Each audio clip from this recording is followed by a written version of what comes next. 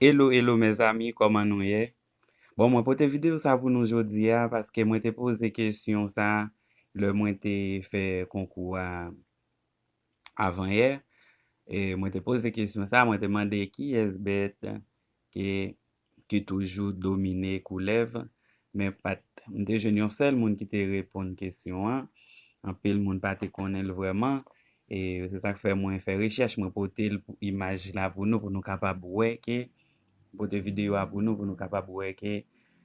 Kesyon mwen te pose a, se te yon kesyon ki te 100% verite, ou nap weke, koman koulev la, se mangous ki domine l.